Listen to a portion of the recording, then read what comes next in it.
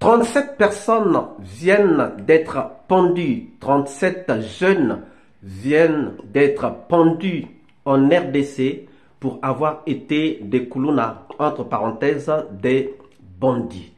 Que pensons-nous de ces pendaisons? C'est de ça que nous parlons dans cette vidéo. Suivez.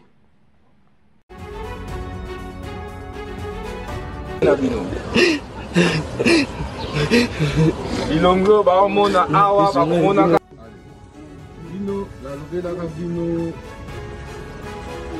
Je vous avais dit que je mettrai fin au phénomène Koulouna. Je vous avais dit ici que je mettrai fin au phénomène Koulouna. Je dis aux parents des enfants qui sont ici que si on attrape votre enfant, vous n'allez plus la peine de mort sera en RDC, l'exécution sans pitié des Koulouna bandits fait grand bruit. Les Koulouna, un nom qui fait trembler la République démocratique du Congo. Ces gangs urbains armés de machettes, de couteaux et d'une violence sans limite sèment la terreur dans les rues de Kinshasa. Mais aujourd'hui, un tournant radical bouleverse tout. Les autorités congolaises ont décidé de frapper fort, très fort. Une décision qui divise. Des exécutions en masse sont envisagées. Mais comment en sommes-nous arrivés là? Que cache cette opération controversée? Suivez-nous dans cette enquête glaçante. À Kinshasa, la peur s'installe dès que le soleil se couche. Après 20 heures, les rues se vident. Pourquoi? À cause des Koulouna, ces bandes organisées de jeunes sans foi ni loi. Leur arme, la terreur, leur cible, tout le monde. En quelques mois, ils ont transformé des quartiers entiers en zones de non-droit. Ces jeunes, souvent sans emploi ni avenir, justifient leurs crimes par la misère. Mais pour les habitants, cette excuse ne suffit plus. Les agressions, les meurtres et les mutilations se multiplient. Un policier sans bras, des citoyens battus à mort. La situation était devenue intenable. Face à cette montée de violence, les autorités ont lancé une opération coup de poing. Ndobo, l'hameçon, une vaste chasse aux Koulouna dans toute la capitale et les grandes villes. des morts, la loi na biso, ezalaka soit na fusillade, soit pendaison.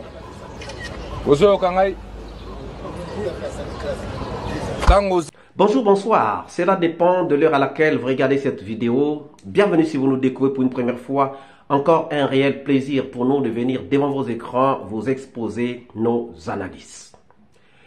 Nous luttons contre les injustices. Nous avons fait notre chaîne, nous avons créé notre chaîne Soleil d'Afrique pour lutter contre les injustices. Et aujourd'hui, nous parlons d'un sujet fort, un sujet qui doit faire couler de l'encre, un sujet qui doit faire couler de la salive. 37 jeunes Congolais ont été pendus avec l'autorisation du gouvernement de la RDC par le truchement du ministre de la Justice, M. Moutamba. Parce que ils sont des Koulouna, entre parenthèses, des Koulouna. Koulouna qui signifie bandit. Oui, le terme Koulouna, si vous l'entendez en RDC, signifie un bandit. Donc, quelqu'un qui vole, quelqu'un qui viole, quelqu'un qui tue.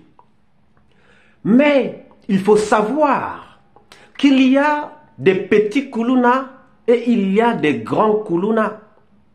Les petits Koulouna sont ceux qui volent au marché, qui volent dans des maisons, qui violent, qui tuent.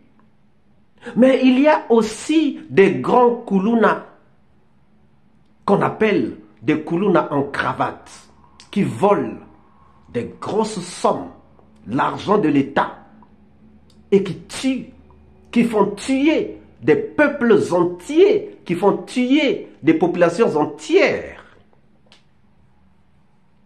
Mais il y a une question. Pourquoi on s'intéresse seulement aux petits Koulouna? Aujourd'hui, quand tu voles un sac dans lequel se trouvait un héros, tu es appelé Kuluna. Aujourd'hui, quand tu braques quelqu'un, tu es appelé Kuluna. Aujourd'hui, quand tu tues, tu es appelé Kuluna. C'est vrai qu'ils ont leur méthode.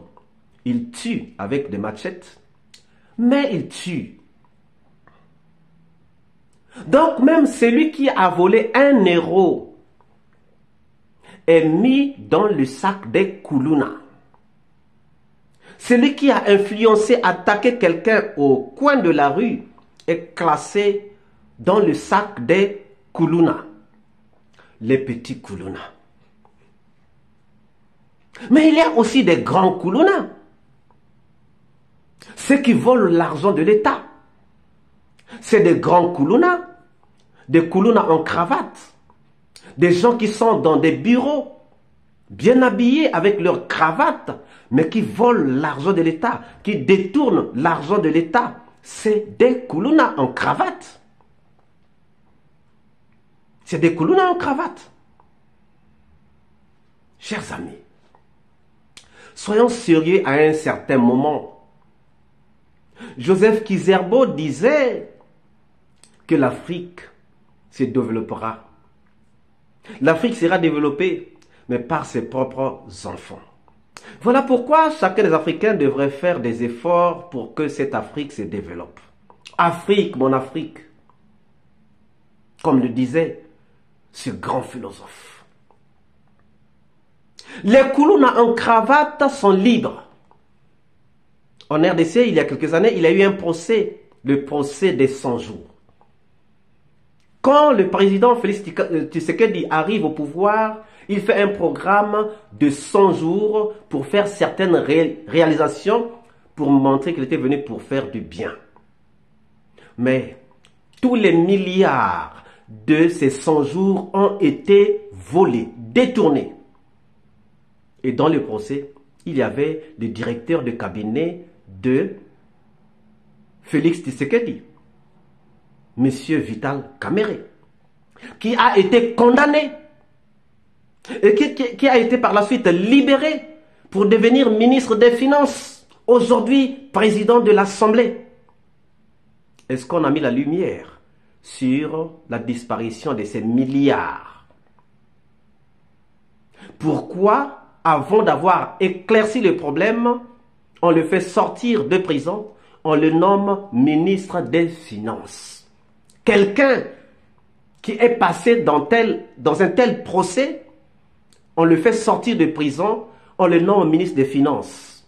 On peut comprendre.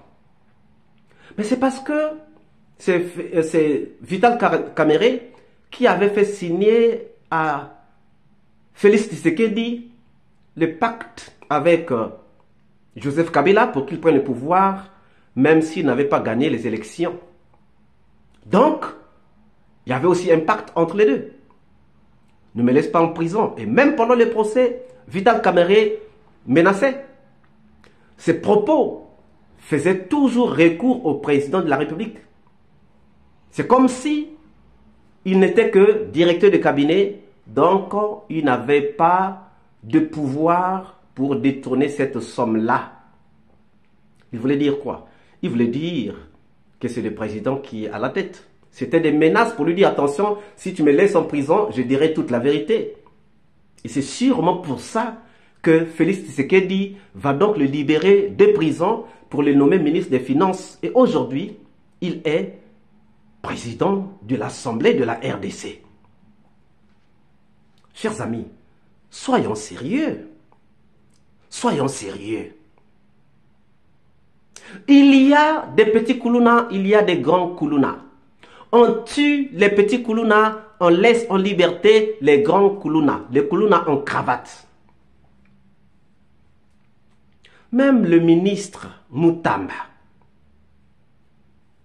qui parle même à ces gens, il a même l'audace de parler à ces gens que non, faites déjà votre dernière prière, vous allez partir, vous n'allez plus revenir, tout ça. Et il est fier de dire qu'il est allé exhumer la peine de mort. Qu'on était en train d'enterrer, il est allé exhumer, ou qu'on avait dit enterrer, il est allé exhumer pour faire tuer ces jeunes. Mais la jeunesse, c'est l'avenir d'une nation.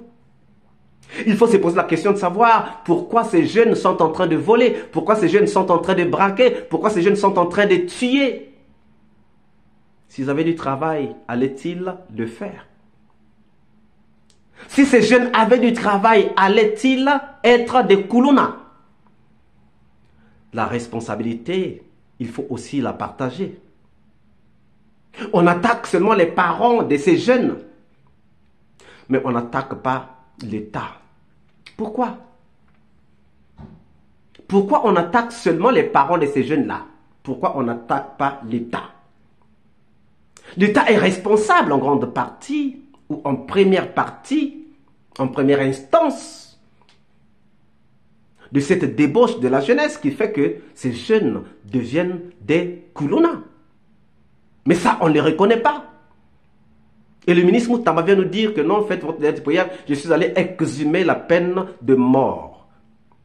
Il pense qu'en exhumant la peine de mort, il va éradiquer ce phénomène de Koulouna.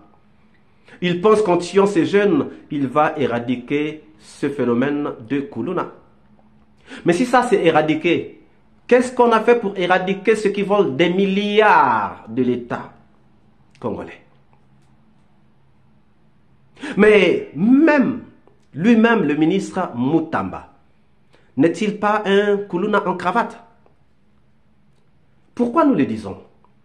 Tout simplement parce que même le ministre lui-même est Koulouna, puisqu'il est allé exhumer la peine de mort pour tuer des gens, pour tuer des jeunes qu'on pouvait encadrer, qu'on pouvait redresser. On les tue. Il est lui-même Koulouna. Pourquoi nous pensons que lui-même est Koulouna? Parce qu'il est ministre d'un président qui a lui-même volé les élections, qui est en train de vivre dans l'opulence. Félix Tshisekedi. Et oui, chers amis, il faut qu'on se dise la vérité. Pendant que des pays sont en train d'allumer la peine de mort, Moutamba va exhumer la peine de mort qui était déjà enterrée. C'est un Koulouna en cravate. Et son chef qui autorise cela est un Koulouna en cravate. Et le gouvernement qui autorise cela est composé de Koulouna en cravate. Et l'Assemblée et le Sénat qui ne font pas objection à cette mesure sont des Koulouna en cravate. Mais qu'est-ce qu'on a fait des Koulouna en cravate? Aucune sanction. Aucune sanction. Le salaire d'un député à Kinshasa est de 21 000 dollars. 21 000 dollars. 21 000 dollars. Mais si vous vous renseignez combien gagne un médecin, combien gagne un enseignant, combien gagne un soldat, un militaire, vous allez vous rendre compte que le salaire d'un député est 400 fois plus que le salaire moyen. Là, je ne parle pas du SMIC, je ne parle pas du salaire le plus bas d'un soldat, mais je parle du salaire moyen. Pour avoir le salaire d'un député en RDC, il faut multiplier le salaire moyen par 400. Ne sont-ils pas de Koulouna? Que font-ils? Quelles lois ont-ils déjà votées? Un ministre en RDC a un salaire reconnu de 30 000 dollars. Donc, plus de 500 fois plus que le salaire moyen de la RDC. Dernièrement, il y a un ministre qui a dit que le président de la RDC gagnait 17 000 dollars. Je ne voudrais pas qualifier ça de la folie, mais je pense que c'est un ministre mythomane. Si un député gagne 21 000 dollars, si un ministre gagne 30 000 dollars, est-ce qu'un président pourra gagner 17 000 dollars? Mensonge. Contre-vérité. Regardez, il y avait une loi qui avait été votée avant que le président Joseph Kabila ne quitte le pouvoir. En tant qu'ancien chef de l'État, il devait recevoir 680 000 dollars d'émoluments par mois. Imaginez, hein, un ancien président qui gagne 680 000 dollars par mois d'émoluments. Et le président peut-il aujourd'hui nous dire qu'il va gagner 17 000 dollars? Contre-vérité. Simple contre-vérité. Alors, chers amis, qui sont les vrais Koulouna? Les Koulouna en cravate empêchent que les jeunes puissent avoir du travail. Et ces jeunes-là deviennent des Koulouna parce qu'on ne leur permet pas d'avoir du travail. Qui forment les Koulouna? N'est-ce pas les Koulouna en cravate? Qui forment les petits Koulouna? N'est-ce pas les Koulouna en cravate? Et pourquoi on va tuer les Koulouna, les petits Koulouna, si on veut éradiquer le mal? L'arbre, pour les tuer, il faut s'attaquer aux racines. Si ces jeunes avaient du travail, pouvaient-ils devenir des Koulouna? Si les Koulouna en cravate avaient donné du travail, on allait à longtemps avoir des petits Koulouna. Voilà pourquoi nous faisons cette vidéo, parce que nous sommes contre les injustices. Et nous demandons à tous ceux qui aiment la justice, à tous ceux qui comprennent que les vrais Koulouna, ce sont les Koulouna en cravate et non les petits Koulouna qu'on a tués, de laisser des j'aime, de commenter, de partager. Faisons passer cette information pour que cela s'arrête. Que pensez-vous donc, chers amis? Qui est le vrai Koulouna? C'est la question que nous vous laissons dans cette vidéo. Si cette vidéo vous a plu, ne manquez pas de laisser au pouce bleu, de commenter, de partager. Et si vous n'êtes pas encore abonné, c'est le moment de vous abonner. Surtout, de ne pas manquer d'activer la cloche de notification afin d'être averti à temps réel de toutes nos prochaines publications. Quant à moi, je vous dis à très bientôt pour une nouvelle capsule. Ciao!